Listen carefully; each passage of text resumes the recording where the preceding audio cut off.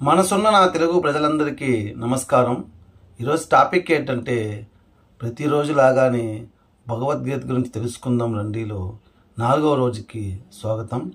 ఈరోజు కొన్ని ప్రశ్నలు దాని సమాధానాలు తెలుసుకునే ముందు ఇంకా మన యొక్క ఛానల్ని ఎవరైనా సబ్స్క్రైబ్ చేసుకోతే సబ్స్క్రైబ్ చేసుకోండి. అలాగే వీడియోని ఆఖరి వరకు చూడండి. చూసిన తర్వాత మీకు వీడియో నచ్చుంటే లైక్ అనేది చేయండి. ఇక టాపిక్లోకి వెళ్దాం రండి. ప్రశ్న: ఈ సంబోధనలకు నిర్వచనం ఏమిటి? సమాధానం: అర్జున, నిర్మల పవిత్రమైనటువంటి వాడు. రెండవది, పార్థ, సర్వమానవాళి ప్రతినిధి అయిన పృథ్వీ కుమారుడు. 3, కౌంతేయ, దివ్య ప్రబోధనలను శ్రద్ధశక్తులతో వినునటువంటి వాడు.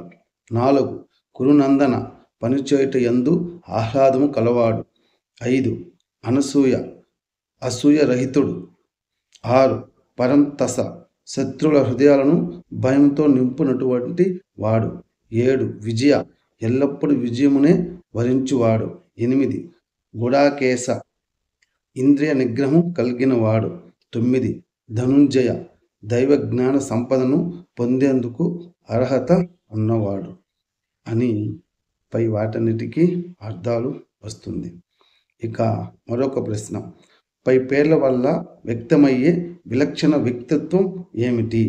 సమాధానం: గురువు వద్ద నుండి విద్యను నేర్చుకునే శిష్యుడు ఏ విధంగా ఆదర్శంగా ఉండాలో అర్జునుడిపై పేర్ల వల్ల తెలుసుకోగలం.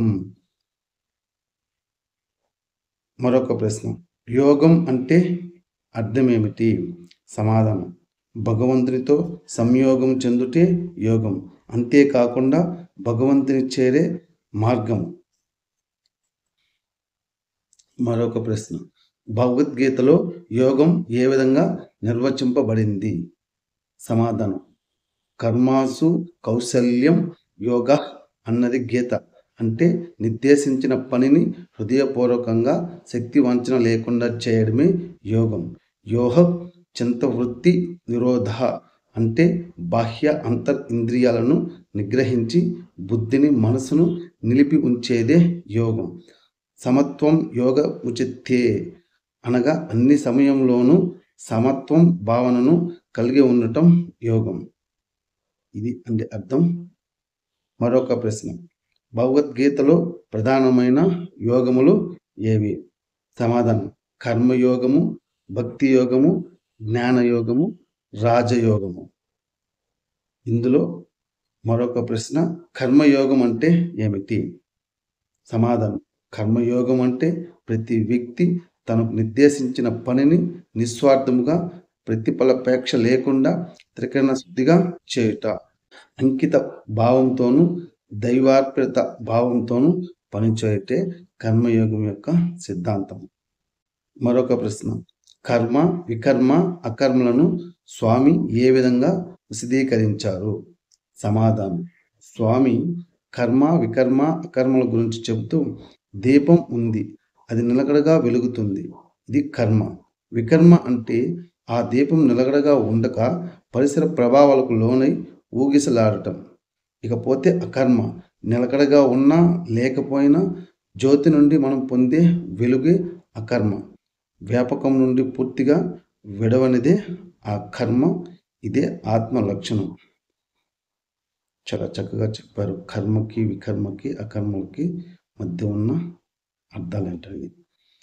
మరొక ప్రశ్న: కర్మేణ్యో వ్యాధికారిస్తే మా ఫలేషు కాదచన, మా కర్మఫలే హేతుర్భ మాతే సంగస్త్య కర్మహి అనే శ్లోకాన్ని అర్థాన్ని తెలుపుము. సమాధానం: కర్మలు ఆచరించుటకు మాత్రమే స్వతంత్రం కలదు, కానీ ఆ కర్మల వల్ల లభించే ఫలమునందు నీకేమీ జోక్యము లేదు. అట్లాగని నీ కర్మలను ఆచరించుట మానరాదు. పనిచేయటయే నీ ధర్మము, కర్తవ్యము. ఫలము ఈశ్వరాధీనము. ఫలాపేక్ష లేని వాడేవై కర్తవ్యమును ఆచరింపము. అంటే మనం ఏ పని చేసినా సరే మన పని మనం చేసుకోవాలి, కానీ ఫలితం అనేది ఆశించకూడదనేసి భగవంతుడు చెబుతున్నాడు. ఆ ఫలితాన్ని మనము ఈశ్వరునికి వదిలేయాలి, ఆయనే చూసుకుంటాడనేసి చెబుతున్నాడు. అర్థమైంది కదండి? ఈ రోజుకి ఈ ప్రశ్నలు సమాధానం తెలుసుకున్నాం.